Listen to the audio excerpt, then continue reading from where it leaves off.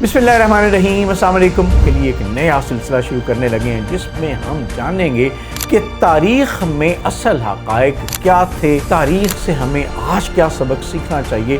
ہم برطانوی سلطنت کے عروج اور زوال کی کہانی جانیں گے اور یہ سمجھیں گے کہ اس سے آج کی دنیا اور پاکستان کیا سبق حاصل کر سکتے ہیں۔ میں ہوں تصدق گیلانی اور آپ دیکھ رہے ہیں فوکس وتھ تصدق گیلانی۔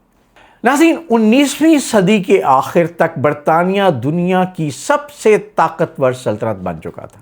اس کے زیر اثر ہندوستان، موجودہ پاکستان، بنگلہ دیش، کینیڈا، آسٹریلیا، نیوزی لینڈ، مصر، ملائیشیا، جنوبی افریقہ اور کئی دوسرے ممالک شامل تھے۔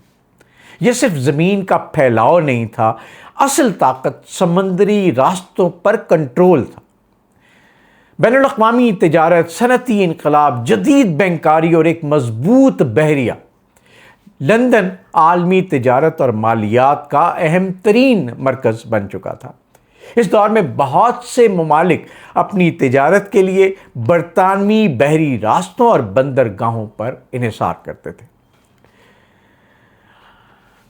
برطانیہ اتنا طاقتور کیسے بنا، یہ حقیقت سمجھنے کی کوشش کرتے ہیں کہ صنعتی انقلاب نے اصل میں برطانیہ کو نئی رفتار دی۔ کارخانوں میں بڑے پیمانے پر پیداوار ہونے لگی، ریل کے نظام نے اندرونی تجارت کو تیز کر دیا، بھاپ سے چلنے والے جہازوں نے عالمی تجارت کو بدل دیا۔ اسی دوران برطانیہ نے اہم سمندری راستوں کی حفاظت کی، اس سے تجارت بڑھی، دولت بڑھی اور سلطنت بھی مضبوط ہوئی۔ لیکن تاریخ ایک بات ضرور سکھاتی ہے ویورز، ہر عروج کے بعد ایک نیا امتحان آتا ہے۔ 1914 میں پہلی عالمی جنگ شروع ہوئی۔ برطانیہ نے اپنی اتحادیوں کے ساتھ مل کر جنگ لڑی اور جنگ جیت بھی لی، لیکن اس کی قیمت بہت زیادہ تھی۔ لاکھوں افراد ہلاک ہوئے، معیشت پر دباؤ بڑھا، قرض بڑھنے لگا، سلطنت کو چلانے کے اخراجات پہلے سے کہیں زیادہ بڑھ گئے۔ پھر 1939 میں دوسری عالمی جنگ شروع ہوئی۔ اس جنگ نے برطانیہ کی معاشی طاقت کو مزید کمزور کر دیا۔ شہروں کو نقصان پہنچا، کارخانے متاثر ہوئے، وسائل ختم ہونے لگے۔ جنگ کے اختتام پر اگرچہ برطانیہ فاتح ممالک میں شامل تھا، لیکن معاشی طور پر پہلے جیسا مضبوط نہیں رہا تھا۔ اسی دوران امریکہ تیزی سے ایک بڑی معاشی اور صنعتی طاقت بن کر سامنے آیا۔ جنگوں کے بعد دنیا بھر میں آزادی کی تحریکیں مضبوط ہونے لگیں۔ ہندوستان میں آزادی کی جدوجہد تیز ہوئی۔ 1947 میں برصغیر تقسیم ہو گیا، پاکستان اور بھارت آزاد ہو گئے۔ اس کے بعد ایشیا اور افریقہ کے کئی ممالک نے بھی آزادی حاصل کی۔ سلطنت آہستہ آہستہ سکڑتی چلی گئی اور 1956 میں ایک ایسا واقعہ پیش آیا جسے بہت سے مورخین عالمی اثر و رسوخ میں ایک اہم ترین موڑ قرار دیتے ہیں۔ مصر نے نہر سویز کو اپنی تحویل میں لے لیا۔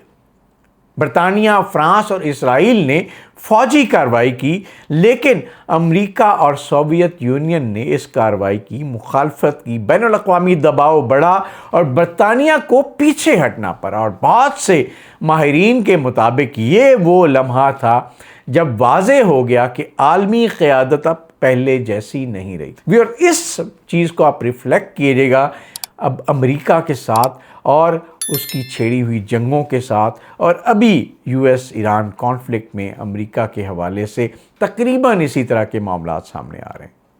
لیکن کیا ہوگا، یہ دلچسپ امر ہے، اس پہ ہم پھر کسی دن بات کریں گے۔ برطانوی سلطنت کے زوال کی صرف ایک وجہ نہیں تھی۔ تاریخ دان مختلف عوامل کی نشاندہی کرتے ہیں: جنگوں کے اخراجات، معاشی دباؤ، قومی آزادی کی تحریکیں، نئی عالمی طاقتوں کا ابھرنا اور بدلتی ہوئی عالمی معیشت۔ یہ تمام عوامل مل کر سلطنت کے کمزور ہونے کا سبب بنے۔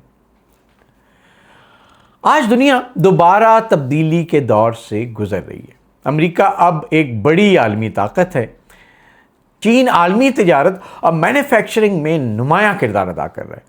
بھارت اپنی معیشت کو وسعت دینے کی کوشش کر رہا ہے۔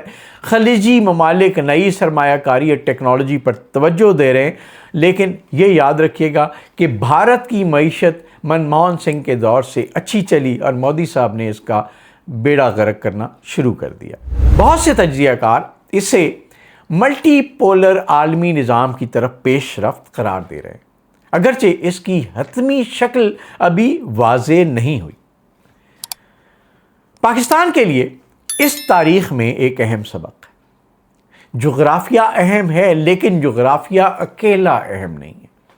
اصل طاقت مضبوط معیشت سے آتی ہے، تعلیم سے آتی ہے، تحقیق، ٹیکنالوجی، قانون کی حکمرانی اور مؤثر ریاستی اداروں سے آتی ہے۔ پاکستان ایشیا، مشرق وسطیٰ اور وسطی ایشیا کے سنگم پر واقع ہے۔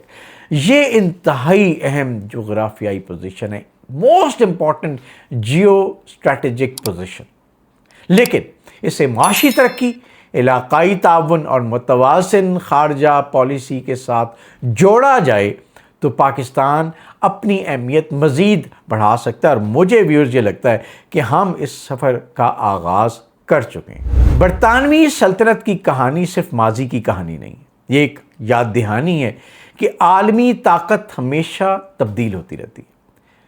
تاریخ ہمیں یہ بھی سکھاتی ہے کہ صرف فوجی طاقت کافی نہیں ہے۔ مضبوط معیشت، مضبوط ادارے، جدید علوم اور سائنس، عوام کا اعتماد کسی بھی ملک کی حقیقی بنیاد ہوتے ہیں۔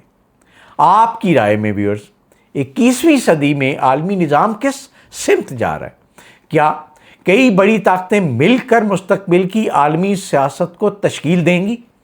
اپنی رائے کامنٹس میں ضرور لکھیے گا، اور ویورز اگر آپ تاریخ، جغرافیائی سیاست اور عالمی امور پر ایسے حقائق پر مبنی تجزیے پسند کرتے ہیں تو اس ویڈیو کو لائک اور دوستوں کو شیئر ضرور کیجیے گا، اور فوکس میں تصدق گیلانی کو سبسکرائب کریں، ابھی کریں، بیل آئیکن کو پریس کریں۔ میں ہوں تصدق گیلانی، اللہ حافظ۔ السلام علیکم دوستو، میں ہوں سہیل سمیر۔ اگر آپ صرف خبر نہیں بلکہ اس کے پیچھے چھپی حقیقت، عالمی سیاست، جیو پولیٹکس، حالات حاضرہ اور دنیا میں ابھرتے ہوئے واقعات کو سمجھنا چاہتے تو ایک چینل جو ضرور دیکھیے، فوکس وتھ تصدق گیلانی، جہاں آپ کو ملے گا حقائق پر مبنی تجزیہ، مثبت سوچ، وہ بصیرت جو آپ کو بدلتی ہوئی دنیا کے ساتھ ساتھ آگے بڑھنے میں مدد دے گی۔ تو ابھی سبسکرائب کیجیے، بیل آئیکن دبائیے اور بن جائیے اس بڑھتے ہوئے خاندان کا حصہ، کیونکہ آنے والا کل وہی سمجھتا جو آج دنیا کو صحیح زاویے سے دیکھتا۔